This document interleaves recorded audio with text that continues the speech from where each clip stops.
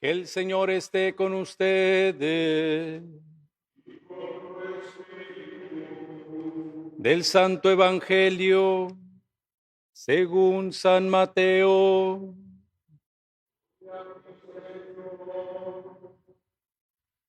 En aquel tiempo Jesús dijo a sus discípulos: no juzguen y no serán juzgados, porque así como juzguen, los juzgarán, y con la medida que midan, los medirán. ¿Por qué miras la paja en el ojo de tu hermano y no te das cuenta de la viga que tienes en el tuyo? ¿Con qué cara le dices a tu hermano: déjame quitarte la paja que llevas en el ojo, cuando tú llevas una viga en el tuyo? Hipócrita, sácate primero la viga que tienes en el ojo, y luego podrás ver bien para sacarle a tu hermano la paja que lleva en el suyo. Palabra del Señor.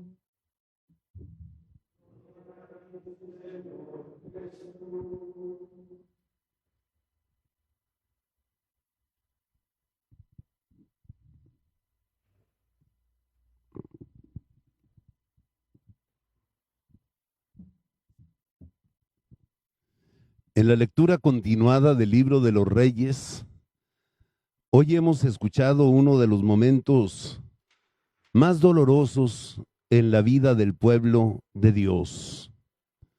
Cuando el reino del norte, el reino de Israel, que tenía su capital en Samaria y que se había separado de la tribu de Judá y de la dinastía de David, son llevados al destierro por el rey de Asiria.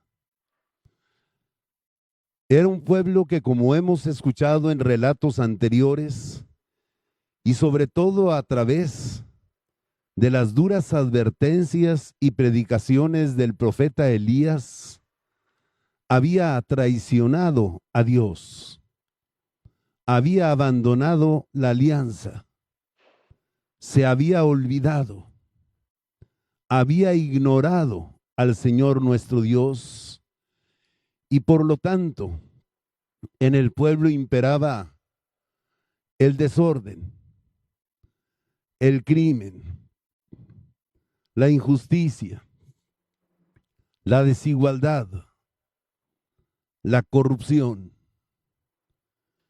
el abandono total de la gente sencilla y el egoísmo insaciable de las clases poderosas. Muchas veces Dios intervino. No solo Elías, fueron muchos los profetas que le hablaron al pueblo. Recuerden que estamos ante un Dios que no se resigna a perder lo que Él considera suyo, pero que siempre respeta y respetará la libertad que Él mismo nos dio, porque no quiere esclavos sumisos, sino hijos que amándolo y confiando en Él, le obedezcan con lealtad, porque se dejan guiar y orientar por Él. Endurecieron su corazón, no escucharon. Y estando las cosas así de mal,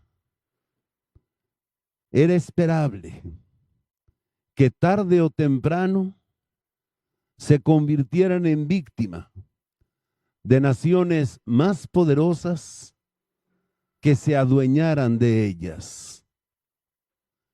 Israel es llevado al destierro.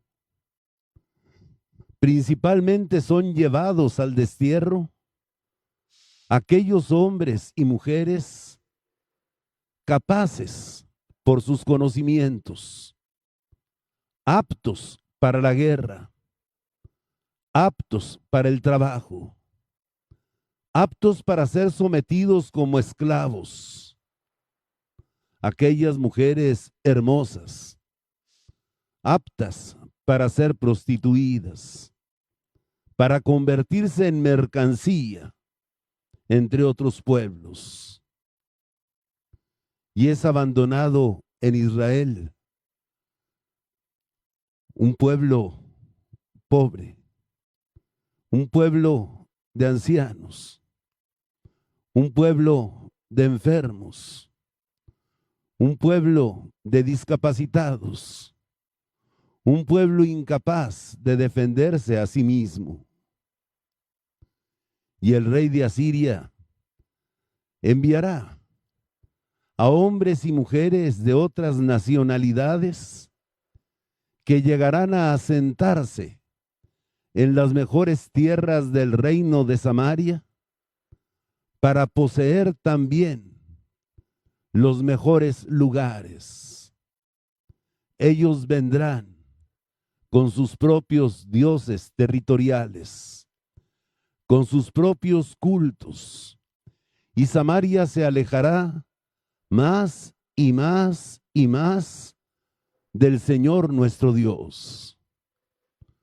Por eso cuando llegamos al Nuevo Testamento, no es extraño el desprecio que los judíos, el reino del sur, sentía contra los samaritanos. Los sentían como extranjeros llenos de supersticiones y de idolatrías que habían invadido sus tierras. Hubo plagas, hubo fieras, y el rey de Asiria mandó sacerdotes israelitas que anunciaran a Yahvé, el Dios local, pero no hubo conversiones sinceras. Fue un barniz de conversión. Ante todos estos hechos, el autor sagrado simplifica: la causa del destierro fue el pecado, el olvido de la ley, el olvido de la alianza, el olvido de Dios. Puede haber muchas causas secundarias: la corrupción de los reyes, la corrupción de los poderosos, las ambiciones y la avaricia de los ricos, las injusticias y desigualdades, el hambre de los pobres, la indignación de la gente, los crímenes, las divisiones. Pero en el fondo de todo eso,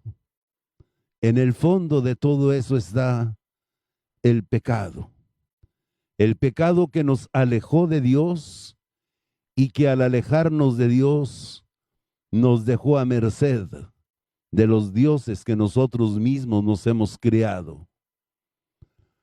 Nos alejó de la ley de Dios para convertirnos a nosotros mismos en los árbitros últimos de nuestra conducta y querer decidir por nosotros mismos qué es verdad y qué es mentira, qué es bueno y qué es malo, qué es justo y qué es injusto, olvidándonos del objetivo, de la ley de Dios revelada no solo por Moisés, sino de la ley de Dios que se revela en la naturaleza y que está impresa en la conciencia de cada ser humano. La caída de Israel, el destierro, el exilio, años de dolor, años en que el pueblo no tendrá templos, ni sacerdotes, ni profetas, años de opresión que recordarán lo que vivieron sus antepasados en Egipto por causa del pecado. En este día, la iglesia celebra también la fiesta de Santo Tomás Moro, un inglés, un abogado inglés, un hombre distinguido que fue amigo íntimo y muy apreciado por el rey Enrique VIII. Lo convirtió en su canciller en el segundo de su reino. Pero cuando el rey quiso divorciarse de su esposa, la reina Isabel Catalina de Aragón, para contraer nuevas nupcias con una mujer mucho más chica que él, joven y bella, Ana Bolena, y el Papa le negó el divorcio porque el divorcio no existe en la iglesia, el rey decidió adherirse a las doctrinas de Lutero para fundar su propia iglesia que no estuviera sometida al Papa, sino que tuviera al rey por cabeza. Tomás Moro no quiso firmar la nueva constitución dictada por Enrique VIII. Fue destituido de su puesto, fue despojado de sus bienes. Él y su familia vivieron en la pobreza, fue sometido a presiones y Tomás se mantuvo firme. Fue arrestado, encerrado en la Torre de Londres, juzgado y finalmente decapitado. Ese hombre afirma en sus escritos: el hombre no puede ser infiel a su conciencia. Aun el hombre que se dedica a la política debe de ser fiel ante todo a su propia conciencia. Ser infiel a la conciencia es ser infiel a Dios. La política no puede, no debe separarse de la ética. No puede haber leyes justas que vayan contra principios éticos, ni puede haber leyes injustas que prohíban lo que es ético, lo que es moral, lo que debe ser hecho. Eso es lo mismo que la apostasía.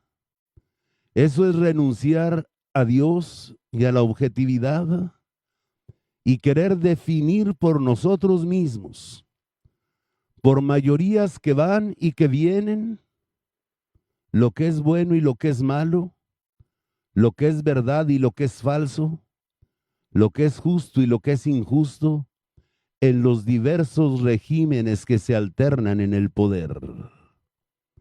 Eso es renunciar a Dios. Tomás Moro fue un profeta en Inglaterra. Como profetas hubo también en Israel. Muchas veces los profetas denunciaron a los falsos profetas que buscaban lucrar, que buscaban adular a los poderosos en turno, pero también muchas veces criticaron a los profetas que pecaron por omisión, a aquellos que conservando su corazón fiel a Dios, callaron por temor a meterse en problemas, Callaron por temor a ganarse enemigos poderosos. Callaron por no querer enemistarse con quienes podían dañarlos. El profeta Ezequiel es duro con esos profetas.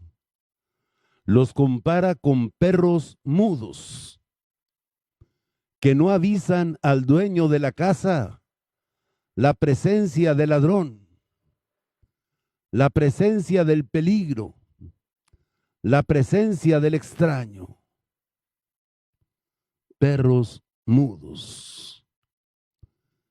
Y compara al profeta con un centinela que desde lo alto de la torre contempla el panorama y si ve acercarse al enemigo, si ve acercarse el peligro, no toca la trompeta y por su culpa el pueblo sigue en su mal camino. Israel es llevado al destierro por causa de su pecado, por causa de su desobediencia a la ley y a los profetas, y por causa de esos profetas mudos que tuvieron miedo. Esa es la historia que hoy nos cuenta el libro de los Reyes. El Santo Evangelio continúa haciéndonos reflexionar en las palabras de Jesús en el Sermón de la Montaña. Y nos dice hoy palabras importantes en todo tiempo, pero que se han vuelto súper importantes en nuestra época. No juzguen y no serán juzgados. No condenen y no serán condenados. Con la misma medida con que ustedes midan a los demás, se les medirá a ustedes mismos.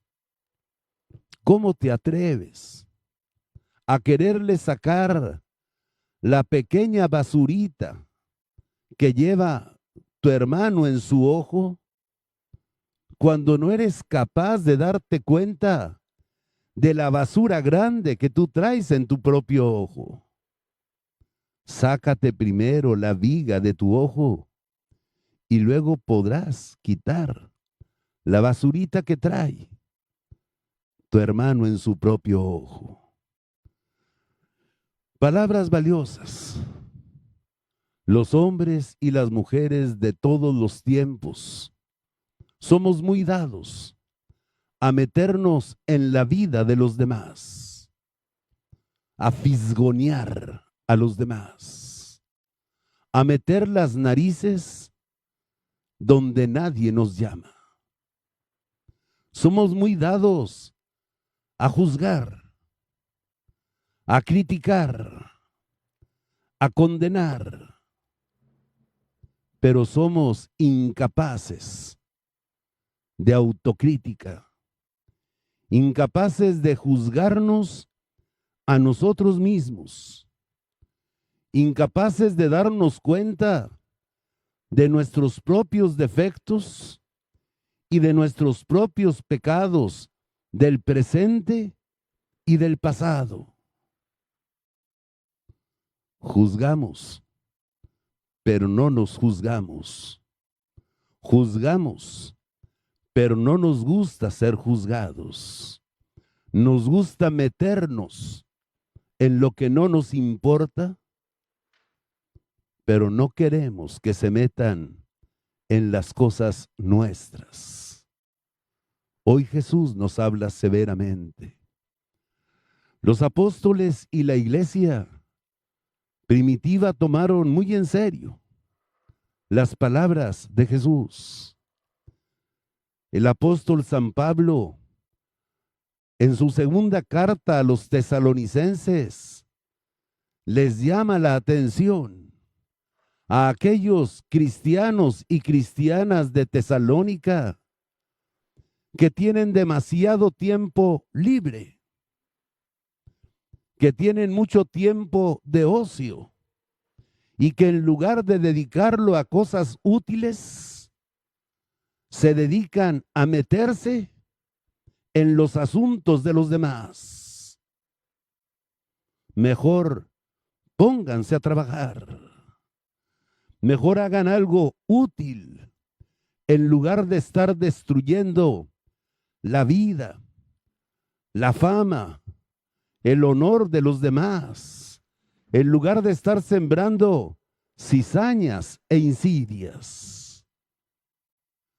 Y el apóstol Santiago, en la única carta que escribió, es aún más duro. Nos habla de la lengua, de ese pequeño y diminuto órgano de nuestro cuerpo que parece tan inofensivo y que sin embargo puede causar tanto daño. Y nos dice, la persona que no es capaz de controlar su boca, mucho menos es capaz de controlarse a sí mismo y mucho menos es capaz de gobernar un pueblo. Y nos pone comparaciones. A un caballo, ¿cómo lo dominas?, pregunta Santiago. Le ponen el freno en el hocico. Y con ese freno en el hocico, dominan todo su cuerpo. Lo hacen andar más rápido o frenar. Lo hacen volverse a la izquierda o volverse a la derecha. Y nos habla del daño que hacemos con nuestra lengua, con nuestros chismes y rumores, comparándolos con una pequeña cerilla que es capaz de incendiar todo un bosque. El Papa Francisco nunca ha dejado de hablar desde el principio de su pontificado de este gran defecto que se ha acentuado en los tiempos actuales gracias al anonimato que permiten las redes sociales, gracias a la rapidez con que podemos irrumpir en la vida privada de los demás para meternos en lo que no nos importa, en lo que no debíamos meternos. Juzgar, condenar y usar diversas medidas. La medida con que te mido a ti y la medida con que me mido a mí. Yo sí puedo insultar, tú no puedes insultar. Yo sí puedo burlarme, tú no puedes burlarte. Yo sí puedo difamar, tú no debes difamar. Es tremendo lo que hoy Jesús nos ha dicho. Sean autocríticos, sean capaces de juzgarse a sí mismos antes de juzgar a los demás. Cuando juzguen, vean la medida que van a usar, porque esa misma medida la van a usar también para medirlos a ustedes. Es preferible no juzgar si no tienen datos, si no les consta, si no tienen evidencia. Es preferible no condenar, porque entonces se están exponiendo al grave riesgo de ser condenados también. La calumnia, el juicio temerario y la difamación en la iglesia son pecados graves. La calumnia es hablar de nuestro adversario diciendo cosas que nos consta que no son verdaderas. Este hombre dijo, yo destruiré el templo en 3 días. Mentira. Nunca lo dijo. Testigos falsos. Este hombre maldijo al rey y maldijo a Dios. Mentira. Calumnia. Sabes que estás mintiendo para dañar a otra persona. Juicios temerarios son aquellos juicios que hacemos de los demás sin que nos conste. A mí no me consta nada. Yo no puedo darte pruebas. Pero fíjate que yo oí. Fíjate que el otro día vi. Fíjate que yo me imagino. Fíjate que yo, por lo que he visto, puedo concluir, puedo especular, puedo imaginarme, puedo fantasear, puedo pensar.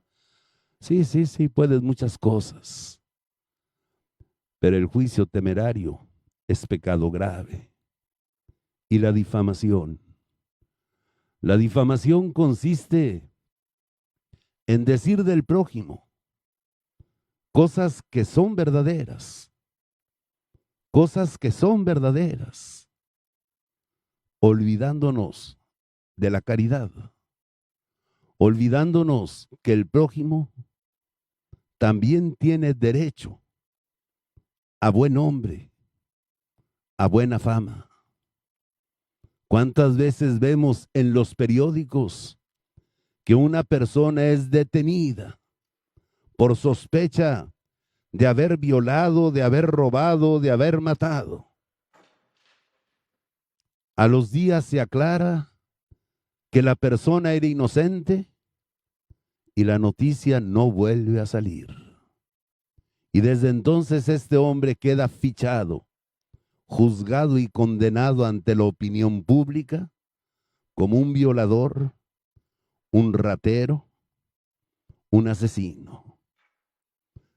Los mexicanos que van a Estados Unidos, secuestradores, bandidos y violadores, quienes ocuparon el poder antes que yo, quienes no son yo. A veces hay gente que me dice, no quiero como recibir la comunión en la mano, porque peco mucho con la mano. No soy digno, mis manos no están limpias. Y ante estas palabras de Jesús, de San Pablo y de Santiago, yo preguntaría, ¿con qué pecamos menos? ¿Con la mano o con la lengua? ¿Con lo que escribimos en el internet? ¿Con nuestros comentarios ácidos? ¿Con nuestros comentarios venenosos? ¿Con nuestros comentarios cizañudos? Que el Señor nos conceda esa mente limpia que corrige la mentalidad común del mundo. Todos decimos, piensa mal y acertarás.